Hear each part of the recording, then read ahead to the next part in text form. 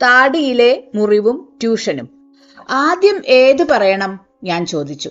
ചതുരംഗമോ ട്യൂഷനോ? Tuition ആവട്ടെ, ആമു പറഞ്ഞു. ഞാൻ പറഞ്ഞു, ശരി, തുടങ്ങേണ്ടത് എവിടെയാണ്? സ്ഥലം പൂന. ഞാൻ ഗോവയിൽ നിന്ന് കോലാപൂർ വന്നു. ഇപ്പോൾ ഒരു സംശയം, ഷോലാപൂർ ആണോ? കോലാപൂർ തന്നെ. ഒന്നുള്ളത്, 5th ഫോറത്തിൽ പഠിച്ചുകൊണ്ടിരുന്ന ഞാൻ ക്ലാസ്സിന് പുറത്തു വന്ന് ഇന്റർമീഡിയറ്റ് വിദ്യാർത്ഥികൾക്ക് ട്യൂഷൻ കൊടുക്കുകയല്ല ചെയ്തത്. 5th ഫോറം കഴിഞ്ഞ് ഒരുപാട് കൊല്ലങ്ങൾ കഴിഞ്ഞിരുന്നു. സഞ്ചാരകാലത്ത് ഉപയോഗിച്ചിരുന്ന ഭാഷ ഇംഗ്ലീഷാണ്, ഹിന്ദുസ്ഥാനിയും. രാവും പകലും അനേക കൊല്ലം ഒരേ ഭാഷ സംസാരിക്കുന്നു, വായിക്കുന്നു, ചിന്തിക്കുന്നു. ഞാനന്ന് ഹസ്തരേഖാശാസ്ത്രം, മുഖലക്ഷണശാസ്ത്രം, കാലിഗ്രാഫി മുതലായവ അഭ്യസിച്ചിരുന്നു. പ്രാണായാമം, ലേശം ഹിപ്നോട്ടിസം ഇതൊക്കെ പഠിച്ചുകൊണ്ടിരുന്നു. ഇപ്പോൾ വേറൊരു സംഗതി ഓർമ്മ വരുന്നു.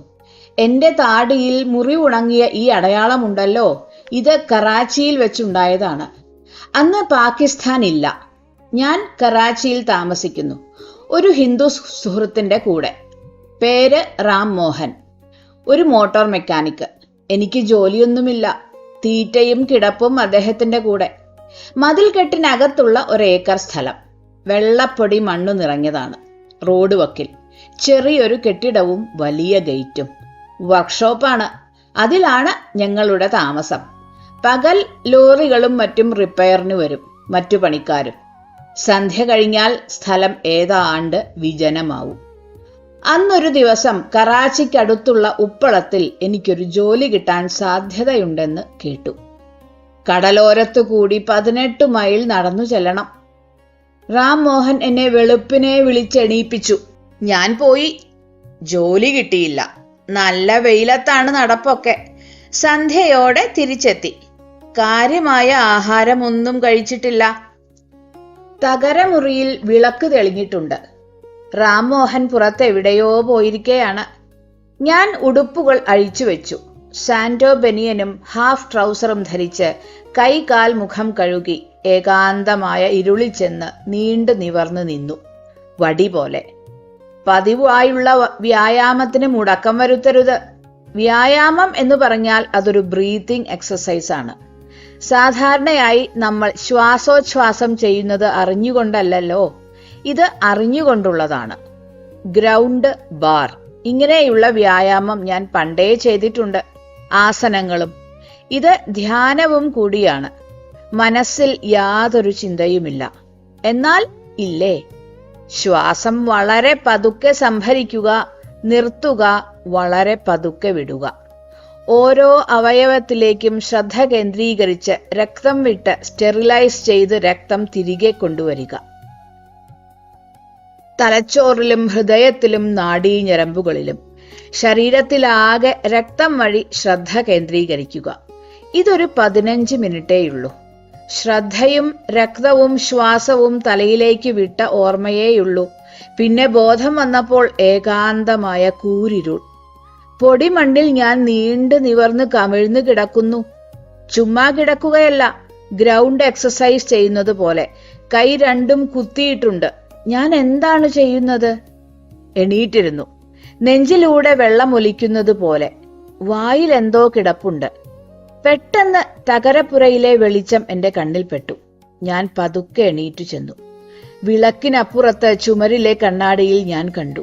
ഞാൻ ഞെട്ടിപ്പോയി. വെളുത്ത ബനിയനിൽ ചുവപ്പു നിറം ഒഴുകുന്നു. ചോര.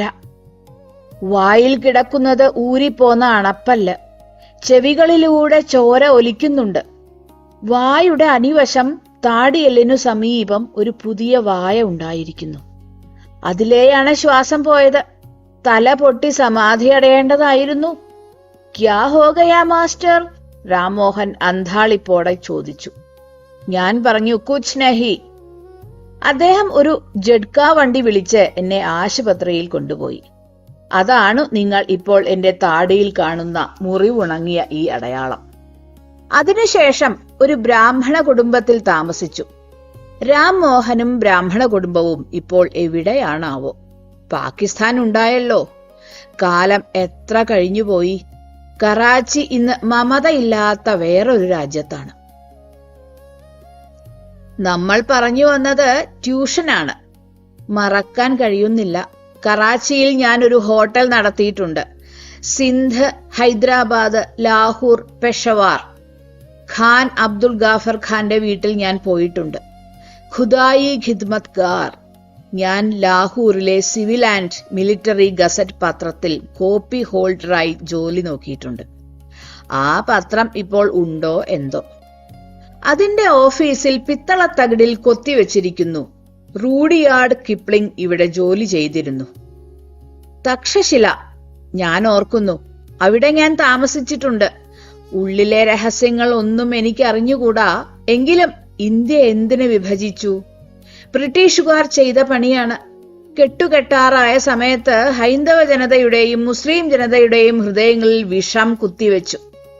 ഇന്ത്യയുടെ മുതുകത്തുള്ള ഒരു വ്രണമാണ് പാകിസ്ഥാൻ. അപ്പോസ്ട്രോഫി. ഇപ്പോൾ ശത്രുരാജ്യമായി ബംഗ്ലാദേശ് എന്ന മുസ്ലിം രാഷ്ട്രവുമുണ്ട്. കുശാൽ.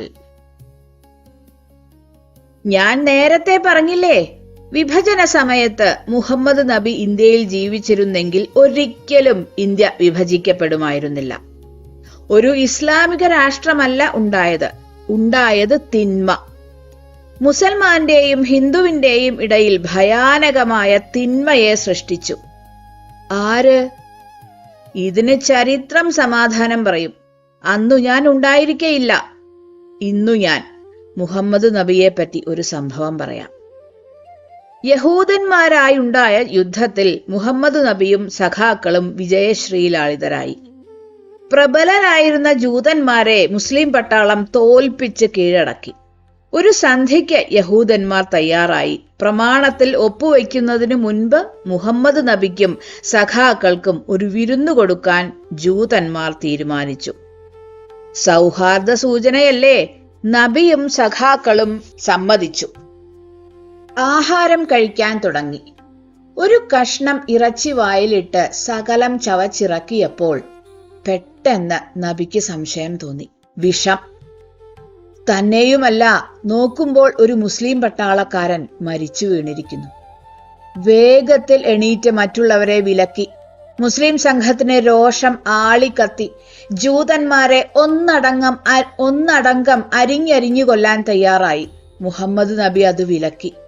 എന്നിട്ട് മാംസത്തിൽ വിഷം ചേർത്തത് ആരാണെന്ന് യഹൂദന്മാരോട് ചോദിച്ചു. ഭയന്ന് വിറച്ച് ഒരു യഹൂദ സ്ത്രീ മുഹമ്മദ് നബിയുടെ മുമ്പിൽ വന്നു നിന്നു. അവളാണ് മുസ്ലിങ്ങൾക്ക് കൊടുത്ത ആഹാരത്തിൽ വിഷം ചേർത്തത്. എന്തിനങ്ങനെ ചെയ്തു എന്ന് നബി ചോദിച്ചപ്പോൾ ജൂതസ്ത്രീ പറഞ്ഞു, പ്രബലരായ യഹൂദന്മാർക്ക് തോൽവി സംഭവിച്ചതിലുള്ള അപമാനവും ദുഃഖവും സഹിക്കാൻ കഴിയാത്തതിൽ മുസ്ലിമുകളെ ഒന്നടങ്കം വിഷം തന്നു കൊല്ലാൻ ഞാൻ തീരുമാനിച്ചു. ആഹാരത്തിൽ വിഷം കലർത്തി ഞാൻ നിങ്ങൾക്ക് തന്നു. എന്നിട്ട് മുഹമ്മദ് നബി എന്തു ചെയ്തു? ശശി ചോദിച്ചു. ഞാൻ പറഞ്ഞു, ഇന്ന് ജീവിച്ചിരിക്കുന്ന ഈ ഭൂഗോളത്തിലെ ഏതെങ്കിലും ഒരു രാഷ്ട്രത്തലവന്മാർ എന്തു ചെയ്യുമായിരുന്നു? മുഹമ്മദ് നബി അവൾക്കു തന്നെയല്ല, യഹൂദന്മാർക്കൊക്കെ മാപ്പ് കൊടുത്തു. ശശിയും ശ്രീധരനും പുനലൂർ രാജനും ഓരോ ഔൺസ് സുലൈമാനി കഴിച്ചു. ഞാനൊരു സിഗരറ്റ് കത്തിച്ചു വലിച്ചിട്ട് പറഞ്ഞു, ഓരോന്നെല്ലാം ഓർത്തു സമയം ഒരുപാട് പോയി. ഞാൻ ആ ട്യൂഷൻ കഥ പറയാം. ഞാൻ കോലാപൂർ ചെല്ലുമ്പോൾ ഫിലിം ഡയറക്ടർ വി ശാന്താറാം അവിടെ ഉണ്ടെന്ന് കേട്ടു. അവിടെ ഒരു ചെറിയ സിനിമാ സ്റ്റുഡിയോ ഉണ്ട്. സിനിമാ നടനാകാൻ വേണ്ടി ഞാൻ ശാന്താറാമിനെ ചെന്നു കണ്ടു. അന്ന് കഷണ്ടിയില്ല, മുടിയുണ്ട്, ഓക്സ്ഫോർഡ് ക്രോപ്പ്, കയ്യിൽ ഒരു തുകലിന്റെ ചാട്ട, തലയിൽ വലിയ ഫെൽറ്റ് ഹാറ്റ്, വലിയ കോളറുള്ള ഷർട്ട്, റൈഡിംഗ് ബ്രീച്ചസ്, ഷൂസ്. ഞാൻ ഗമയിൽ കയറി ചെന്നു. ഒരുപാട് നടീനടന്മാരെ ഞാൻ കണ്ടു. ശാന്താറാമിനെ കണ്ട് സംസാരിച്ചു. എനിക്ക് ജോലി തരാമെന്ന് അദ്ദേഹം ഏറ്റു. സ്റ്റുഡിയോ പൂനെക്ക് മാറ്റുന്നു. ഒരു 3 മാസം കഴിഞ്ഞ് പൂനെയിൽ വന്ന് കാണണം. ഇടയ്ക്ക് മറാഠി ഭാഷ കുറച്ചു പഠിക്കുക. അതിന് ഇംഗ്ലീഷ് മറാഠി പുസ്തകമുണ്ട്. അതൊന്ന് വാങ്ങിച്ചു പഠിക്കുക. സംസാരിക്കാൻ കുറച്ച് പഠിച്ചാൽ മതി. അങ്ങനെ ഉടനെ ഞാൻ നേരെ പൂനെക്ക് ചെല്ലുന്നു. കയ്യിൽ കാശില്ല, ജോലിയുമില്ല. പെട്ടിയും മറ്റും ഒരു ധർമ്മശാലയിൽ വെച്ചിട്ട് ജോലി തിരക്കി നടന്നു. വേഷം felt hat, tie, shirt, double breast coat, pant, shoes, അങ്ങനെ നീണ്ട് നിവർന്ന് നടക്കുന്നു. പല സ്ഥലങ്ങളിലും അന്വേഷിച്ചു. അങ്ങനെ ഒരു പാർസി ഹോട്ടലിൽ കയറി ചെന്നു. പാർസികൾ അഗ്നി ആരാധകരാണെന്ന് അറിയാമല്ലോ.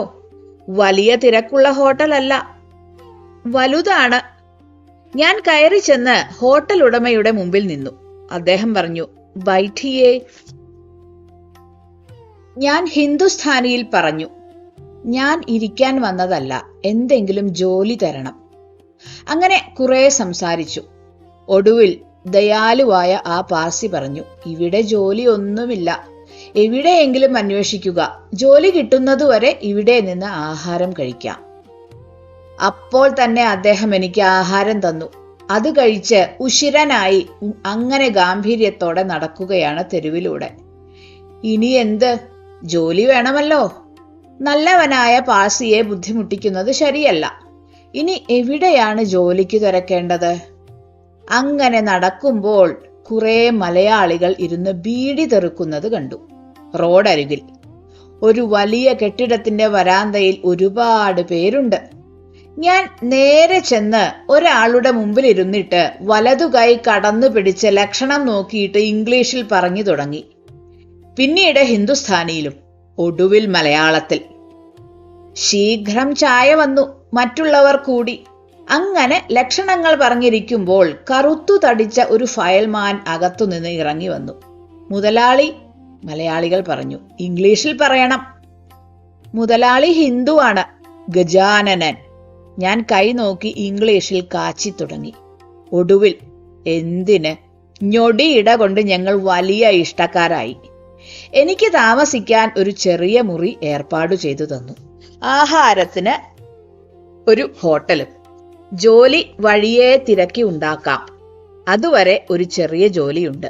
4 മണിക്ക് ഗജാനനോട് ഇംഗ്ലീഷിൽ ഉച്ചത്തിൽ വർത്തമാനം പറഞ്ഞുകൊണ്ട് തെരുവീഥിയിലൂടെ നടക്കുക. അങ്ങനെ കുറെ ദിവസം കഴിഞ്ഞപ്പോൾ ഞാൻ ഡബിൾ ഗ്രാജുവേറ്റ് ആണെന്നുള്ള ഇതിഹാസം പരന്നു. പരത്തിയതും വിശ്വസിച്ചതും ഗജാനനാണ്. എന്നാൽ ഗജാനന് ഒരു ഐഡിയ. ഇന്റർമീഡിയറ്റിന് പഠിക്കുന്ന 2 മരുമക്കൾക്ക് ഇംഗ്ലീഷ് ട്യൂഷൻ കൊടുത്താൽ എന്താ? സാധ്യമല്ലെന്ന് പറയാൻ ഒക്കുമോ? കൊടുക്കാം. കുട്ടികൾ വന്നു. അവരുടെ പാഠപുസ്തകങ്ങൾ ഞാൻ വാങ്ങി. ഒരു ഡിക്ഷണറിയും നോട്ട് ബുക്കും പെൻസിലും. രാത്രി ഞാൻ ആ പുസ്തകം പഠിച്ചു. അറിയാത്ത വാക്കുകൾ എഴുതിയെടുത്ത് അർത്ഥം പഠിച്ചു. അങ്ങനെ ഞാൻ ആദ്യം പഠിച്ചു, പഠിച്ചത് അവരെ പഠിപ്പിച്ചു. കവിതകളും മറ്റും പുല്ലുപോലെ. ഡബിൾ ഗ്രാജുവേറ്റ് അല്ലേ, കവിതകളും മറ്റും പ്രസംഗിച്ച് മനസ്സിലാക്കും. ഞാൻ കേമനാണെന്ന് തെളിഞ്ഞു. അപ്പോഴത്തേക്കും മറാഠി പഠിക്കാനുള്ള പുസ്തകവും വാങ്ങി. അവരുടെ സഹായത്തോടെ മറാഠി പഠിച്ചു തുടങ്ങി. അപ്പോൾ എന്തെങ്കിലും പിശകുണ്ടാവണമല്ലോ. പിശകുണ്ടായി. കഷ്ടകാലമാണ്. മരുമക്കളെ കണക്കും പഠിപ്പിക്കണം. ഒന്നും ഇമ്മിണി വലിയ ഒന്നാണെന്ന് വിശ്വസിക്കുന്ന ഞാൻ കണക്ക് പഠിപ്പിക്കുക. പൂനെയിൽ നിന്നും ഒളിച്ചു പോകാമെന്നു തന്നെ തീരുമാനിച്ചു. ഡബിൾ ഗ്രാജുവേറ്റിന്റെ മാനം രക്ഷിക്കണമല്ലോ. ഒളിച്ചു പോയില്ല, പറഞ്ഞു തന്നെ ബോംബെക്ക് പോയി. അത് കൊള്ളാം, PK മുഹമ്മദ് പറഞ്ഞു. അപ്പോൾ ശ്രീധരന്റെ ഒരു ചോദ്യം, ഒരു ചെറിയ ബോംബ്. മുസ്ലിം സമുദായത്തിന് വൃത്തി കുറയാൻ കാരണമെന്ത്? ഒരു ചെറിയ ഹിന്ദു മുസ്ലിം ബഹളത്തിന്റെ മട്ടായി. മുസ്ലിം ഭാഗത്ത് നിന്ന് രോഷം നിറഞ്ഞ ശബ്ദം. മുസ്ലിം സമുദായത്തിന് വൃത്തി കുറവാണെന്ന് ആര് പറഞ്ഞു? ഹിന്ദുക്കൾക്ക് വലിയ വൃത്തിയാണല്ലോ. ഞാൻ പറഞ്ഞു, കുഞ്ഞുങ്ങളെ അടങ്ങ്, ഞാൻ പറയാം. ശ്രീധരൻ പറഞ്ഞത് ശരിയാണ്. ബഷീറിന്റെ വീട്ടിൽ എന്താണ് ശ്രീധരൻ കണ്ട വൃത്തികേട്? ബഷീറിന്റെ ഈ വീട്ടിലെ അടുക്കളയിൽ ഇരുന്നെന്ന പോലെ ബഷീറിന്റെ വീട്ടിൽ നിന്ന് ശ്രീധരൻ ഊണ് കഴിച്ചില്ലേ? ഞാൻ ബഷീറിനെ പറ്റിയല്ല പറഞ്ഞത്, ശ്രീധരൻ പറഞ്ഞു. ഞാൻ പറഞ്ഞു, കുഞ്ഞുങ്ങളെ കേൾക്ക്, വൃത്തികേടിനെ പറ്റി ഞാൻ പറയാം. ശ്രീധരന്റെ പരിചയം വെച്ച് പൊതുവെ പറഞ്ഞതായിരിക്കും. അത് ശരിയാണ്.